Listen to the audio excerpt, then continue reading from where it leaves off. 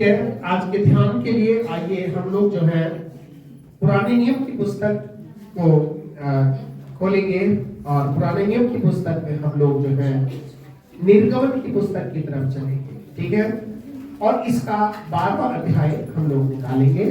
ठीक है, निर्गमन की पुस्तक और इसका 12वां अध्याय।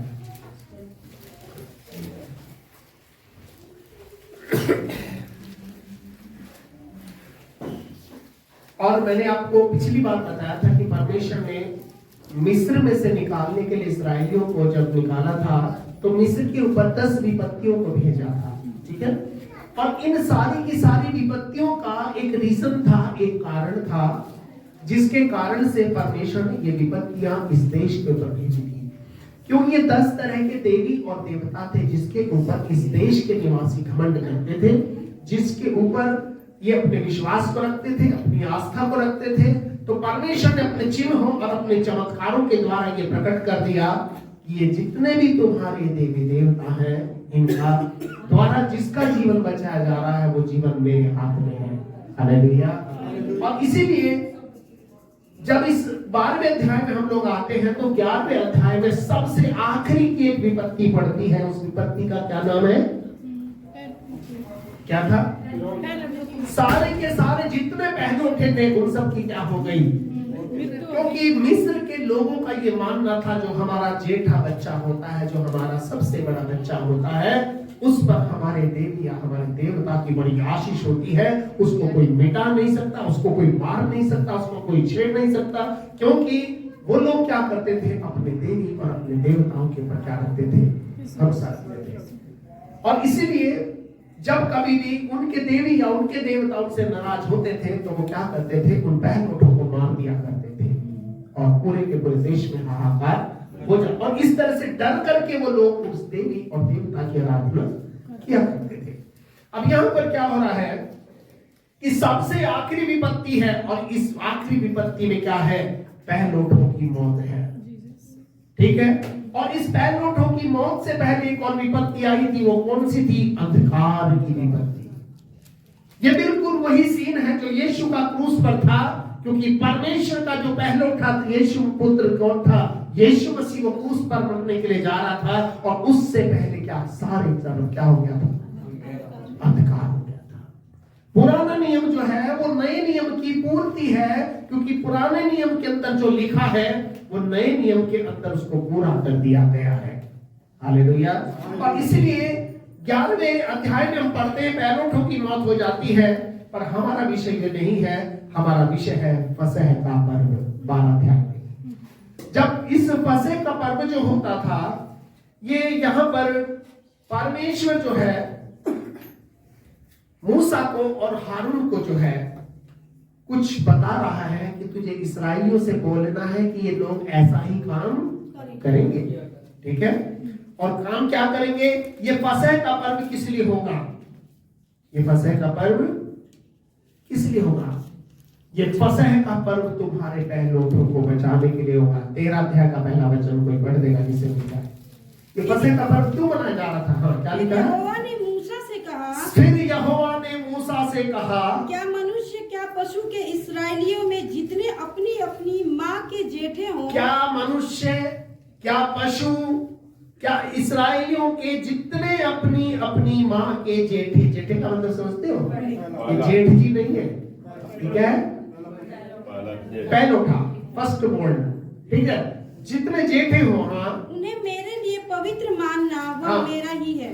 उसे मेरे लिए क्या करना? पवित्र मानना। पवित्र मानना। क्यों मानना? क्योंकि वो मेरा ही है। मेरा ही है। इसका मतलब मेरा है नहीं लिखा, वो मेरा ही है। मतलब जोर दे करके कहा है उसके ऊपर तुम्हारा कोई अधिकार नहीं है। अगर अपने अधिकार को उसके ऊपर चलाओगे तो नुकसान में रहोगे, लेकिन अगर मेरे लिए उसको छोड़ दोगे तो फायदे में रहोगे।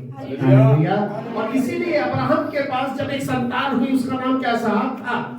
जिसको अब्राहम के लिए परमेश्वर ने क्या अपने इकलौते पुत्र को तुझे क्या करना है? बलिदान करके चढ़ाना है। और जब उसको बलिदान करने वाला था तो प्रभु ने कहा था कि क्योंकि तूने अपने इकलौते पुत्र को मेरे लिए रख नहीं छोड़ा, इसलिए मैं आने वाले समय में पृथ्वी के जितने भूमंडल के लोग हैं तेरे कारण आशीष पाएंगे। जाएंगे और उन लोगों के लिए मैं भी अपने इकलौते पुत्र को रख नहीं छोड़ूंगा। कौन था? यीशु मसीह। और इसीलिए बाइबल में लिखा है कि परमेश्वर ने जगत से ऐसा प्रेम किया कि उसने अपना इकलौता पुत्र संसार के लिए दे दिया, ताकि जो कोई उस पर विश्वास करे वो नाश ना हो परंतु अनंत जीवन पाए। हालेलुया। तो इसलिए ये पूरा का पूरा जो काम हो रहा था, ये किसके लिए हो रहा? ये फसह का पर्व किसके लिए था? ये पहलौठों के लिए था। किसके लिए था? पहलौठों के लिए था। और फिर यहोवा ने मिस्र देश में मूसा और हारून से कहा, हाँ। यह महीना तुम लोगों के लिए आरंभ का ठहरे। हाँ, ये महीना तुम्हारे लिए कौन सा ठहरना है? आरंभ का। मैंने अभी क्या बताया था आपको भजन संहिता के टाइम में कि ये जो मार्च का महीना है, वहां पर जो महीना शुरू होता है 15 तारीख से शुरू होता है, समझ रहे हो? ये जो मार्च का महीना 15 मार्च तक जो महीना रहेगा, निशान का महीना रहेगा। कौन सा? निशान। निशान क्या होता है? हिब्रू कैलेंडर के अंदर पहला महीना कौन सा होता है? निशान का महीना। यानी कि सबसे पहला जो है, पहलौठा कौन है? परमेश्वर ने इस पहलौठे महीने को चुना अपने लिए, पहलौठों की रक्षा करने के लिए। और इन पहलौठों की रक्षा करने के लिए उसने सबसे पहला अपना एक पहलौठा दुनिया के लिए दे दिया। हालेलुया। और इसीलिए यहाँ पर जब प्रभु के वचन को हम लोग पढ़ते हैं तो यहाँ पर थोड़ा सा क्या लिखा है? अर्थात वर्ष का पहला महीना यही ठहरे। यही ठहरे, इसी महीने को पहला महीना कहा जाएगा। इस्राएल की सारी मंडली से इस प्रकार कहो, हाँ। इसी महीने के 10वें दिन को तुम अपने अपने पितरों के घराने के अनुसार, हाँ। घराने पीछे एक एक मेमना ले रखो। हाँ। और यदि किसी के घराने में से एक मेमने को खाने के लिए मनुष्य कम हो, हाँ। तो वह अपने सब के निकट रहने वाले पड़ोसी के साथ प्राणियों की हाँ। गिनती के अनुसार एक मेमना ले रखे। हाँ, अब 10वें वचन को पढ़ेंगे। अब यहाँ पर क्या किया? और कि सबसे बोला गया हर घर के लिए एक मेमना जरूरी है। ठीक है, हर घर के लिए एक मेमना जरूरी है। हर घर का मतलब हर चौखट के लिए क्या है? एक मेमना जरूरी है। और इसलिए यहाँ पर हम आगे थोड़ा सा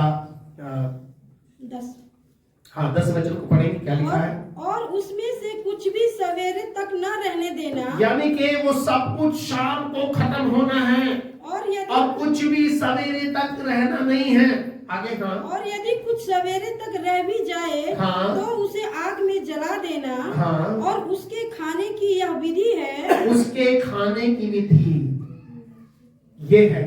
क्या है? पहली, कमर बांधे, पाँव में जूती पहने, और पाँव में जूती पहने, और हाथ में लाठी लिए हुए उसे फुर्ती से खाना। और यह तो वह तो यहोवा का पर्व होगा। और ये तो यहोवा का पर्व होगा। आगे बड़ी भेद की बात लिखी है। अगले वचन में क्या लिखा है? क्योंकि उस रात को मैं मिस्र देश के बीच में होकर जाऊंगा। क्योंकि उसी रात को, जिस दिन को तुम ये भोजन करोगे, उसी रात को जो है मैं मिस्र देश के अंदर होकर के जाऊंगा। और मिस्र देश के क्या मनुष्य क्या पशु सबके पहिलौठों को मारूंगा। और उस देश के जो लोग हैं उनके सब पहलौठों को मैं क्या करूंगा? मारूंगा। और मिस्र के सारे जो लोग इस बात पर घमंड करते हैं कि हम अपनी ताकत से, अपनी देवी देवता की ताकत से, अपने पैसों की ताकत से, अपनी परंपराओं से, अपनी समाज की व्यवस्था से अगर हम बच सकते हैं, तो उनके लिए प्रभु कह रहा है कि मैं उन लोगों के पहलौठों को क्या करूंगा? आगे क्या लिखा है? और मिस्र के सारे देवताओं को भी मैं दंड दूंगा। और ना सिर्फ उनको मारूंगा, और वहां के जितने भी ये देवता हैं जिनके भरोसे वो लोग चल रहे हैं, उनको भी मैं क्या दूंगा? आगे मैं यहोवा हूँ। हाँ। और जिन घरों में तुम रहोगे, उन पर वह लहू तुम्हारे लिए चिन्ह ठहरेगा। उनका जो लहू होगा तुम्हें अपनी अपनी चौखट के ऊपर क्या करना पड़ेगा? लगाना पड़ेगा। जैसे हाथ से आपने देखा होगा ना, कुछ घरों में छापा मार देते हैं गंजे का, है कैसे मारते हैं? कुछ त्योहार भी होते हैं, जैसे शादी वादी में भी आजकल छाप देते हैं। इसी तरह से दरवाजे के ऊपर एक छाप को मारना था। यानी कि मेमने का जो लहू था वो हर घर के लिए बहुत इंपॉर्टेंट था, हर घर के लिए बहुत जरूरी था। जिस घर को बचना है, जिस घर को अपने पहलौठों को बचाना है, उस घर के लिए इस लहू को जरूर से वहां पर मौजूद रहना चाहिए।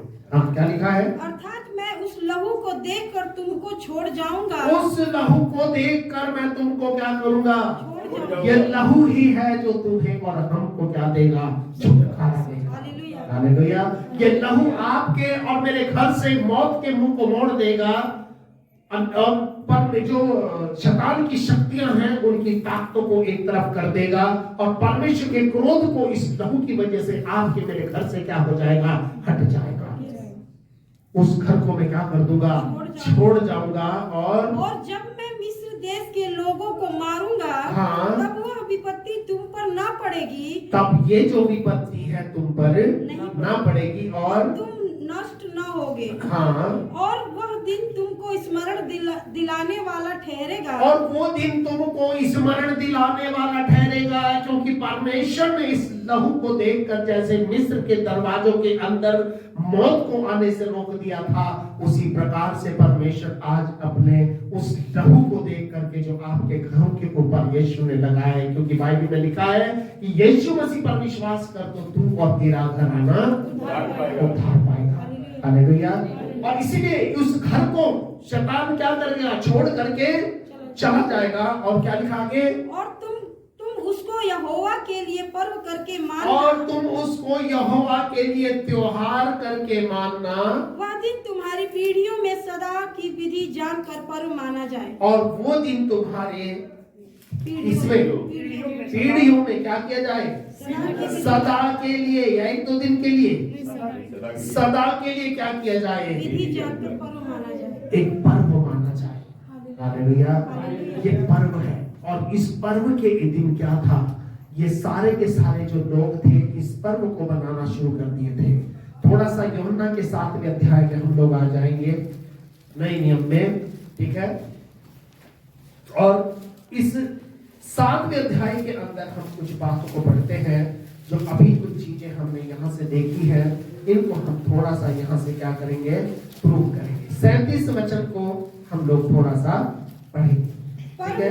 पर्व के अंतिम दिन, और ये अंतिम दिन क्या था, ये फसह का जो पर्व था कितने दिन मनाया जाता था, 40 दिन तक ये पर्व मनाया जाता था। बात समझे हो, फसह का पर्व कितने दिन मनाया जाता था, 40 दिन तक। और ये उपवास प्रार्थना जिसको लेंट डेज बोलते हैं, ये कितने दिन तक मनाया जाता है, 40 दिन तक। इन 40 दिन में क्या हुआ कि अब जब अंतिम दिन आया तो बाइबल कहती है जो मुख्य दिन है, अंतिम दिन क्या है, मुख्य दिन है, मुख्य। और मुख्य दिन कौन सा है,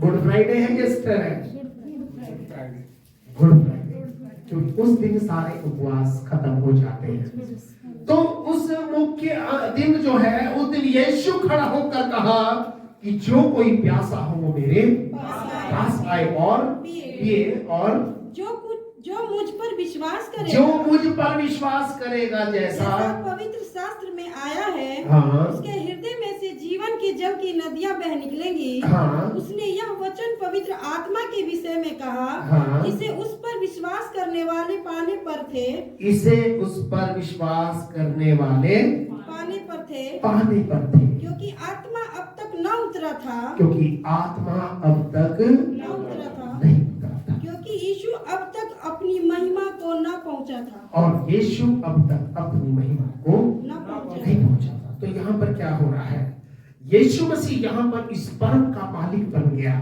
इस फसह का मेमना कौन था, ये खुद यीशु मसीह था, जो आने वाले समय में क्रूस पर बलिदान होने के लिए जा रहा था। ये पर्व का जो अंतिम दिन, उसका जो एंड है, उसका जो निचोड़ है, वो कौन था, यीशु मसीह, जो आखिरी में क्या हो गया, उस पर्व में खड़ा हो गया। वो कहने लगा, यदि कोई प्यासा हो तो मेरे पास आए, जैसा पवित्र शास्त्र में लिखा, उसके हृदय में से जीवन के जल की नदियां बह निकलेंगी। हालेलुया। और इसलिए हम यहाँ पर प्रभु के इस वचन के अंदर इस बात को पढ़ते हैं। पहला कुरिन्थियों का 11 अध्याय भी हम लोग निकालेंगे, पहला कुरिन्थियों और उसका 11 अध्याय। तुम मेरी सी चाल चलो, हाँ, जैसा मैं मसीह की चाल चलता शुरू से नहीं पढ़ना, 17 वचन से पढ़ना।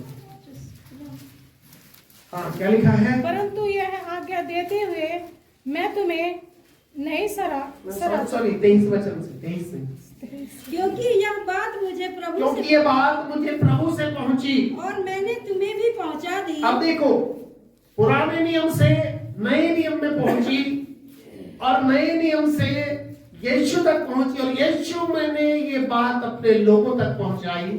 और वो बात क्या थी, ध्यान रखना, जिस रात यीशु पकड़वाया गया, रोटी ली हाँ। और धन्यवाद करके उसे तोड़ी और कहा, हाँ। यह मेरी देह है जो तुम्हारे लिए है, हाँ। मेरे स्मरण के लिए यही किया करो। हाँ। इसी रीति से उसने बियारी के पीछे कटोरा भी लिया हाँ। और कहा, यह कटोरा मेरे लहू में नई वाचा है। हाँ। जब कभी पियो तो स्मरण करो, स्मरण मेरे स्मरण के लिए यही किया करो। ठीक है।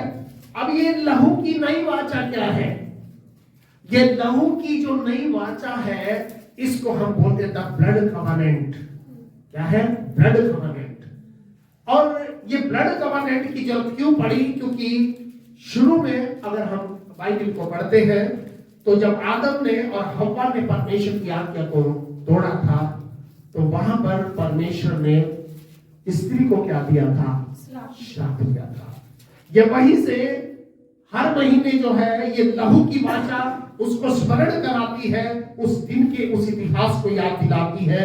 ये लहू की वाचा है जो दुनिया में तुम्हारे अंदर जो लहू है, इस लहू को शुद्ध होना पड़ेगा और इस लहू को जो है पवित्र होना पड़ेगा, क्योंकि इस लहू को ही हमारे अंदर देने के लिए अपने लहू को कोई क्रूस पर आने वाला है। हालेलुया। और यहाँ पर प्रभु का जो वचन है हमें इस बात को बताता है, ये ब्लड की कवनेंट है, ये लहू की वाचा है। और ये लहू की वाचा क्या है? मैंने आपको पिछली बार एक इंस्टेंस बताया था, एक घटना बताई थी।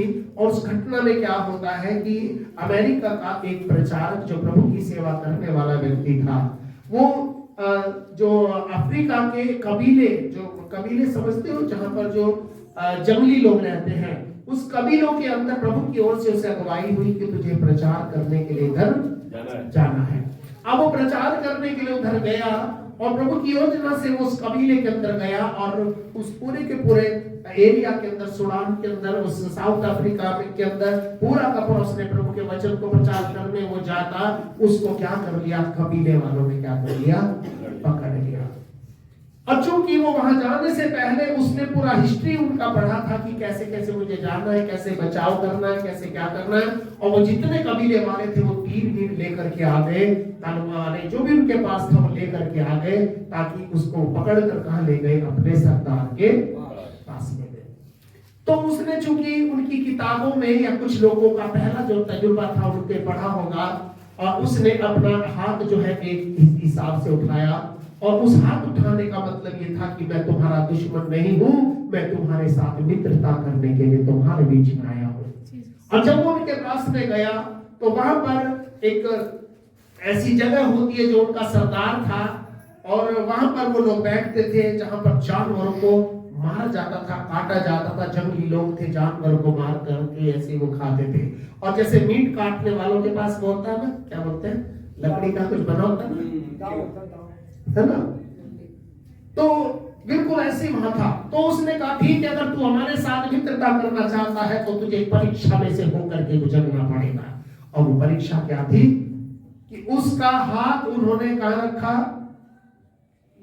लकड़ी के ऊपर। अब उसके ऊपर सरदार ने, उस कबीले का सरदार, अपनी हाथ को ऐसे रखा और एक जैसे तारों का एक तरह का वो होता है जो ऐसे सुए टाइप होता है, जिससे आप कुछ अचार डालते हैं, उसको छेदते हैं ऐसे। तो वो पूरा का पूरा जो है उसने पूरी ताकत से मारा। वो सरदार के हाथ को चीरता हुआ उस आदमी के जो प्रचारक था हाथ को चीर के लकड़ी के अंदर गड़ गया। और फिर उसे खींच करके जब दोनों हाथों से लहू बहा तो फिर दोनों ने क्या करा? हाथ को मिलाया।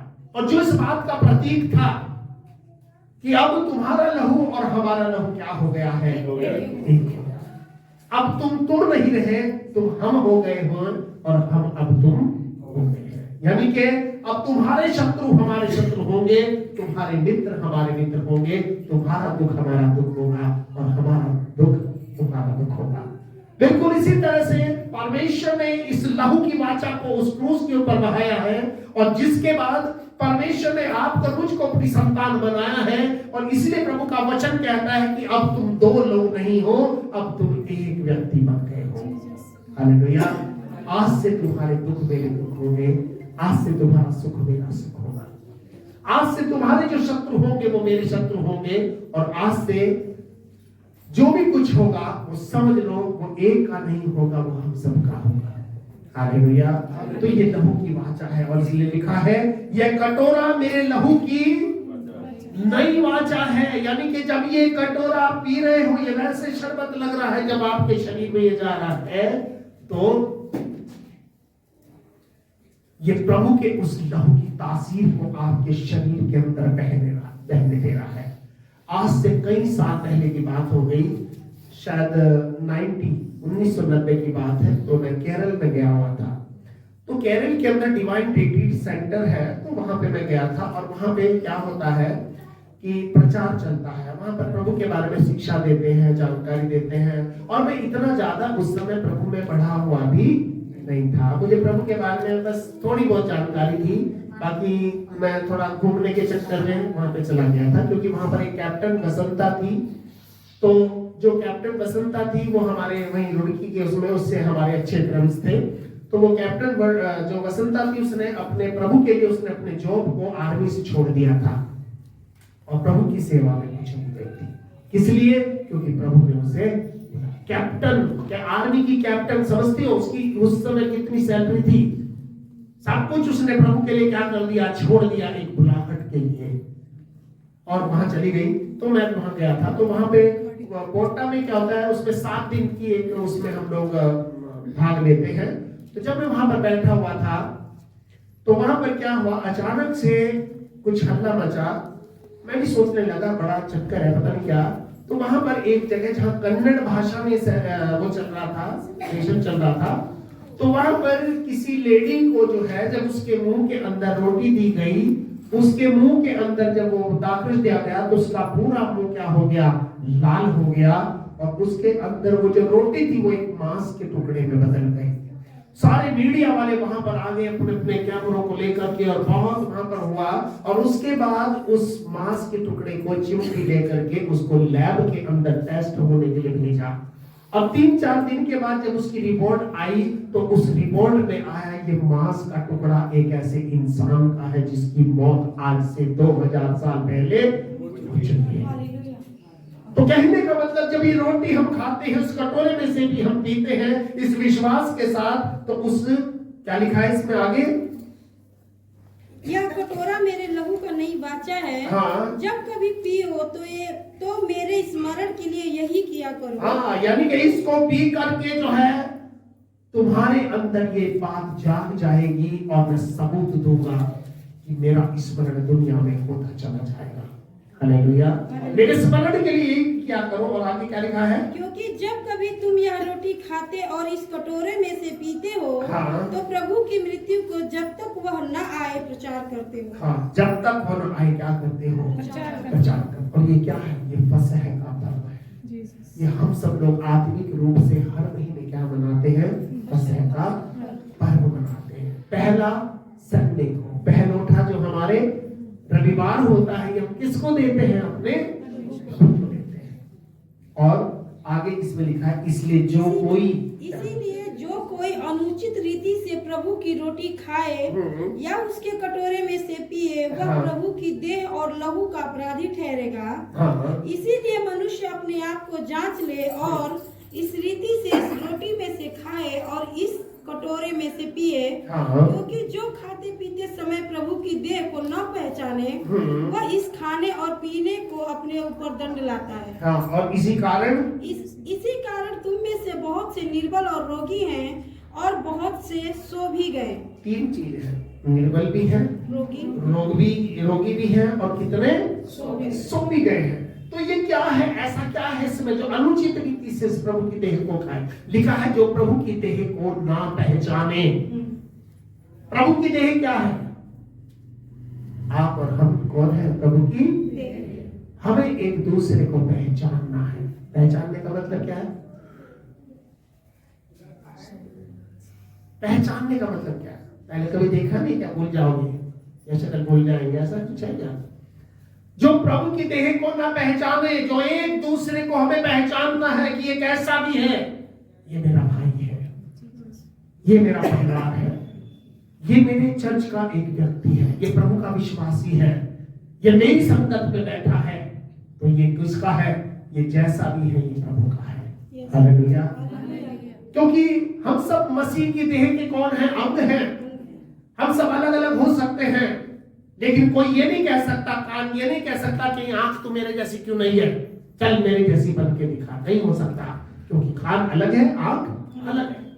अगर कोई आपकी नाक कहने लगे कि नहीं मैं तो मुंह के जैसे होना चाहूंगा, तो नहीं हो सकता, क्योंकि उसको प्रभु ने ऐसा ही, और उसका काम अलग है, उसका काम अलग है। इसलिए ध्यान रखना, हमें प्रभु की देह को क्या करना है? पहचानना है। और किस रूप में पहचानना है? कि ये मेरा परिवार है,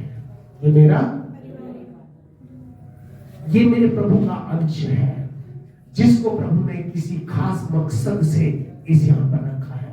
हो सकता है वो मकसद हमें नहीं पता ना, क्योंकि बाइबल में लिखा हमारे पास प्रभु की आत्मा का वो धन मिट्टी के इन बर्तनों में रखा है। हालेलुया। तो हम कौन है? बर्तन किसके हैं? मिट्टी के हैं। तो इसलिए ध्यान रखना है, जो खाते पीते समय प्रभु की देह को ना पहचाने, इस देह को पहचानना है। कैसे पहचानना है?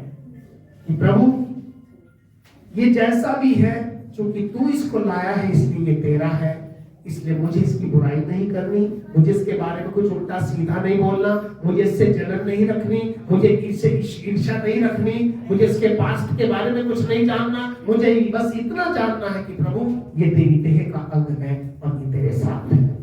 हालेलुया। यीशु मसीह के 12 चेले थे, आपको पता है?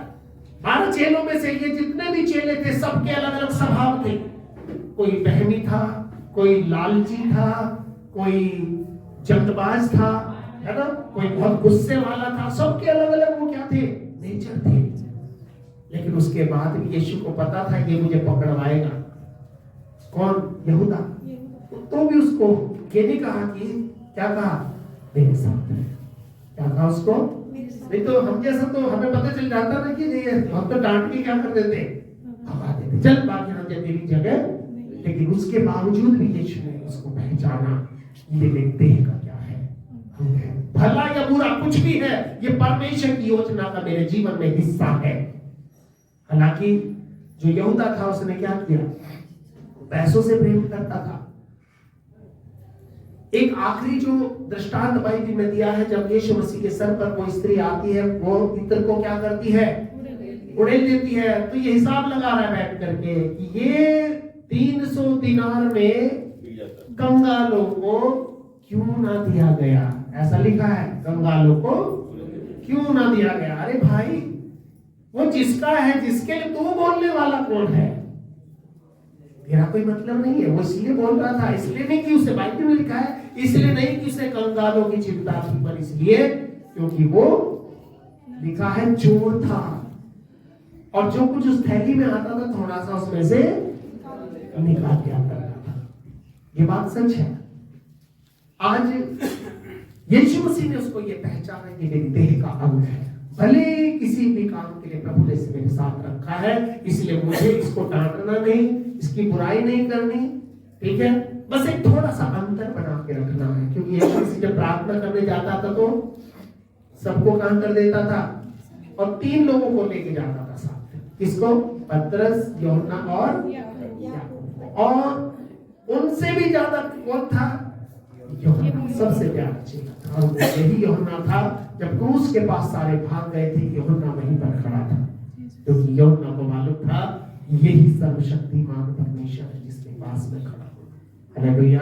और इसे लिखा है, जो खाते पीते समय प्रभु की देह को न पहचाने। क्योंकि जब हम खाते पीते हैं या हम कुछ भी काम करते हैं, तो हमें पहचानना है ये कोई भी है, ये प्रभु की देह है। इसको पहचानना है। और अगर नहीं पहचानेंगे तो वह इस खाने और पीने से अपने ऊपर दंड लाता है। हाँ, इसी कारण तू खाने पीने से दंड क्यों लाता है?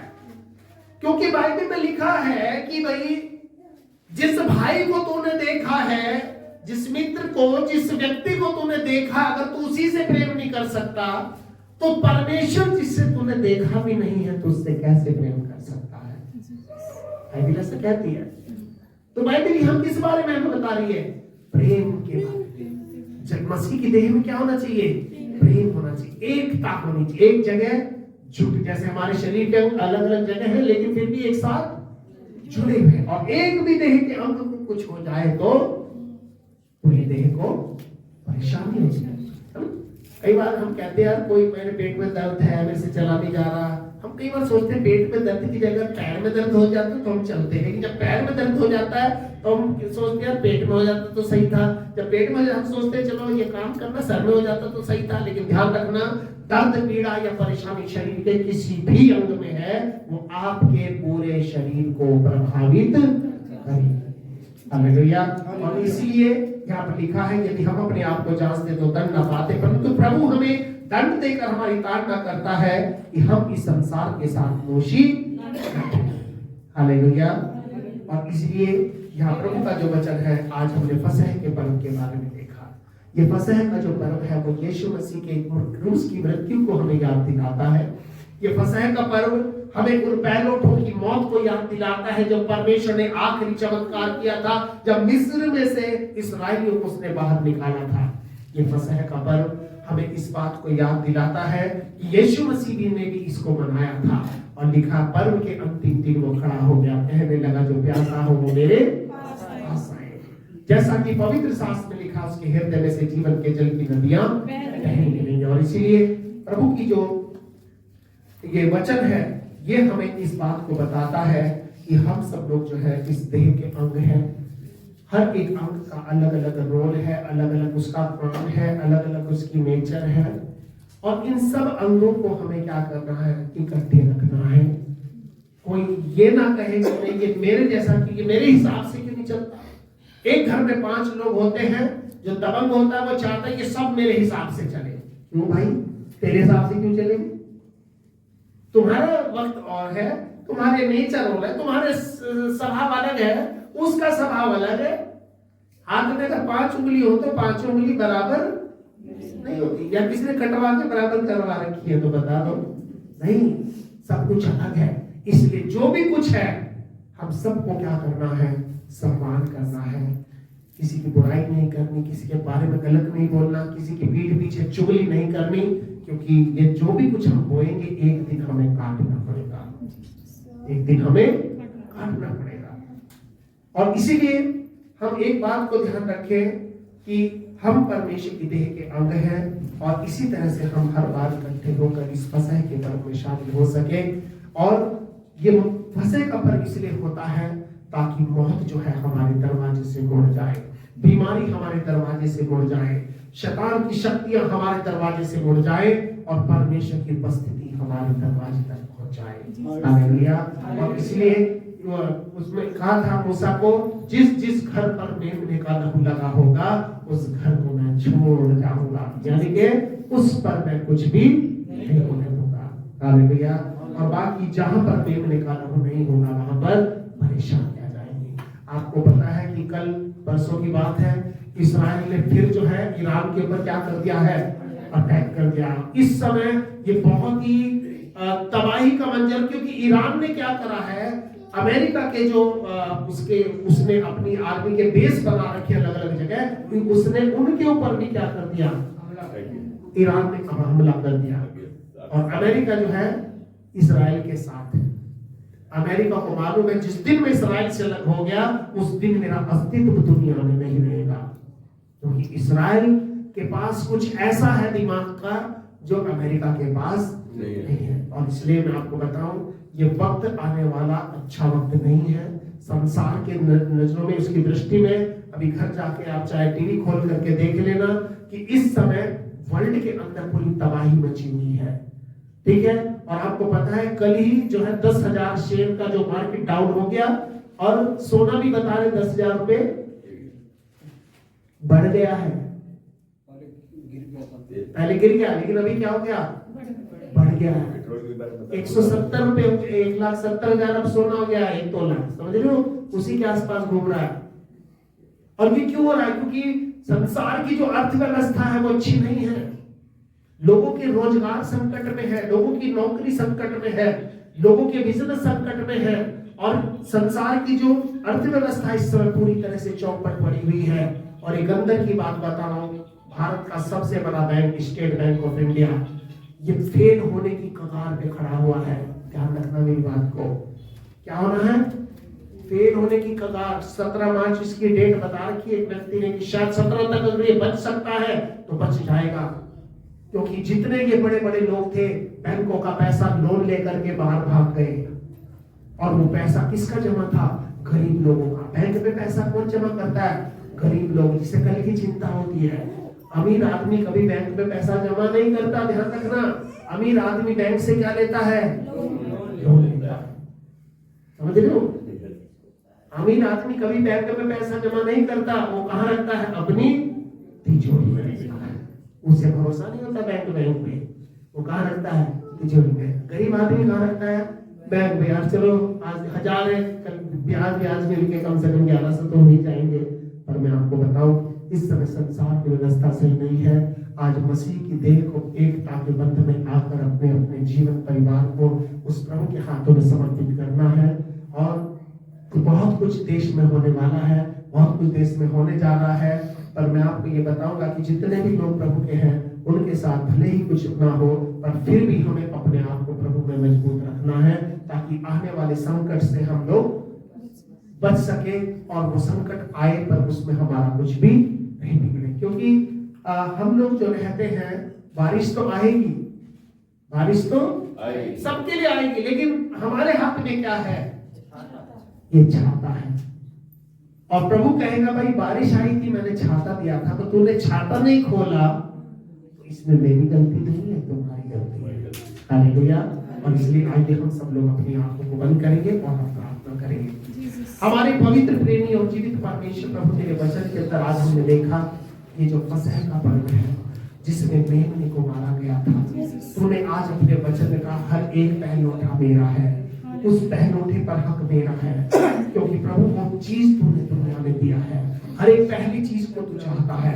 आज पहला रविवार है, ये पहलौठा रविवार आज हम फसह के पर्व के रूप में तेरे देह और तेरे लहू के ग्रहण करने के रूप में आज हम इसको मनाते हैं, ताकि तेरी बरकतें, तेरी आशीषें हमारे जीवन में आ सके। पिता परमेश्वर, हम ये प्रार्थना करते हैं कि आने वाले समय में हम तेरी उपस्थिति को देख सकें, तेरे प्रेम को देख सकें, और प्रभु जी हम तुझे आदर दे सके, तुझे महिमा दे सके। और पिता परमेश्वर, अपने जीवन में हम इसी प्रकार फसह के पर्व को मनाते हुए हम आखिर तक इस दुनिया में चल सके और तेरे वायदों को, तेरी आशीषों को अपने जीवन में पूरा होते हुए हम देख सके। क्योंकि प्रभु जी जीवन आने वाले समय में इतना आसान नहीं है, लेकिन पिता हम जानते अगर तू हमारे साथ है तो हमारे लिए कुछ भी कार्य असंभव नहीं है, हम सब कुछ कर सकते हैं। हाँ प्रभु, हम इस समय हर एक भाई बहन बच्चा बुजुर्ग और जितने भी लोग आज यहाँ तेरे चरणों में हैं सभी को तेरे हाथ में देते हैं और सब कुछ आपके हाथों में हम लोग समर्पित करते हैं। सब बातों के लिए आपका धन्यवाद देते हैं और प्रार्थना करते जब ये लौट कर वापस अपने घरों को जाते हैं, तेरी उपस्थिति चलकर इनके साथ इनके घरों में जाए और जब इनके कदम इनके घरों में पड़ते हैं पिता, तो वहां पर तेरी बरकतें, तेरी आशीषें, तेरी उपस्थिति रहने लगे। इनके जीवन को इस्तेमाल कर, उसमें महान काम कर प्रभु जी, और अपनी गवाहियों को उनके जीवन में देकर के पिता इस परिवारों को आप ऊंचा उठाए। धन्यवाद देते हैं क्योंकि आपने प्रार्थना को सुना है। इस प्रार्थना को अपने उद्धारकर्ता प्रभु यीशु के पवित्र जीवित और सामर्थी नाम से मांगते हैं। इसे सुने और ग्रहण करें और हम सब जो लोग प्रभु के हैं मिलकर के कहेंगे आमीन। अब हमारे प्रभु यीशु मसीह का अनुग्रह, पिता परमेश्वर का प्रेम और पवित्र आत्मा की सहभागिता से लेकर हमेशा तक हम सब लोगों के साथ होती रहेगी।